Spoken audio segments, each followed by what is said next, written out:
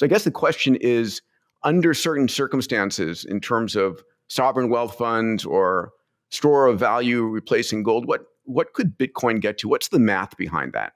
Yeah, well, the way I think about that is I consider the value of all of the property in the world that's used to store wealth.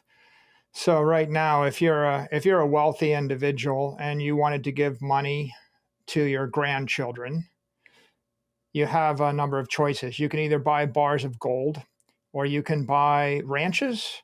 You could buy blocks of Manhattan or buildings.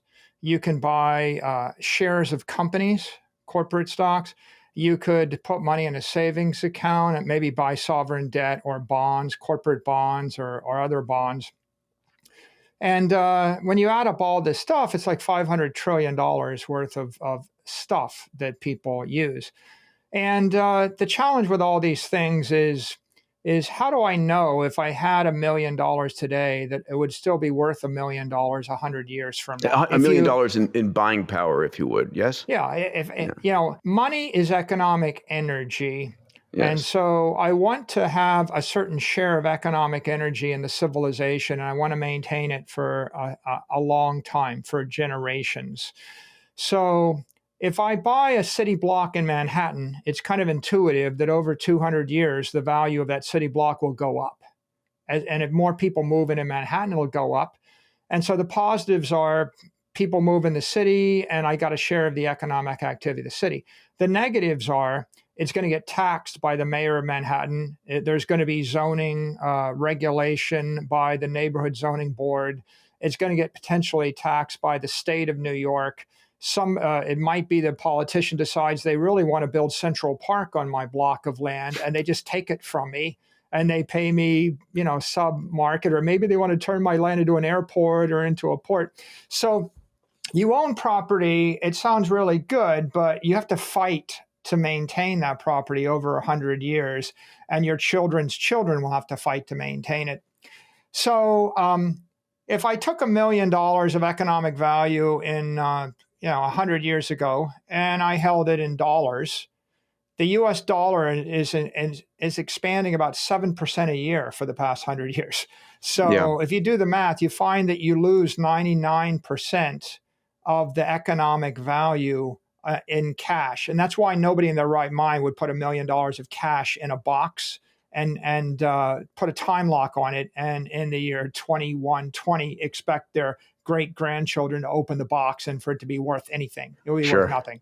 Sure. If I put $1 million of gold in a box, 100 years from now, the challenge is, will the bank or the government seize the gold? Pretty much every country on earth stole everybody's gold over the last 100 years. If you had it in Germany, it got stolen multiple times. The British, the French, the Japanese, the Russians, even the Americans stole everybody's gold.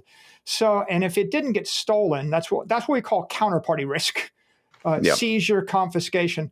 If it didn't get stolen, if you increase the gold supply by 2% a year, then you realize the half-life of money in gold, that seems the half-life of energy in a battery. The half-life of money in gold is 35 years. Which, by the way, we increase it by 2% because we're mining new gold every year, right? It isn't a limited fixed amount. You can't stop the gold miners from mining gold. So ultimately, the economic energy stored in the container of gold is dissipating at 2 to 3% a year, which means you're going to cut it in half once, twice, 3 times, right? So you're going to be down to 12.5% of what you had, even if it doesn't get seized. So when you think about these things, you realize that gold doesn't really hold economic energy great. It just happens to be the best portable, non-sovereign way to move energy around. And portable is I'm not going to pick up a ton of gold and move it someplace.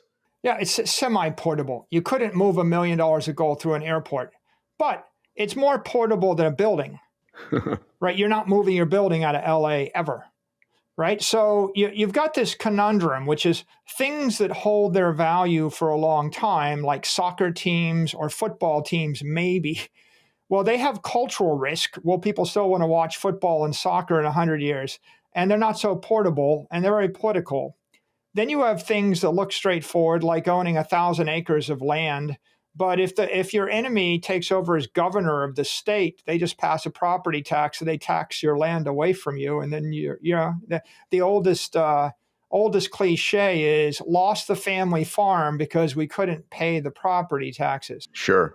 And by the way, that's an important point, right? Because the value of your land that you own dissipates over time because it's taxed constantly.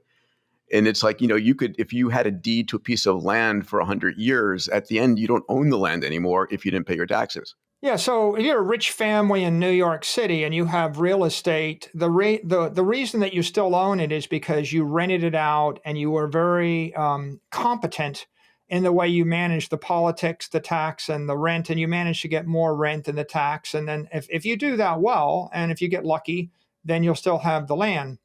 But the families that keep their land for hundreds of years and use it to store wealth, and they never have it taxed away or taken away. You know who they are? The dictators, the rulers, the kings. The sovereigns. Yes. Okay, if you own the country, like let's say the Windsors, still own the middle of central London, but that's because they kind of own the government, or at least they're politically favored.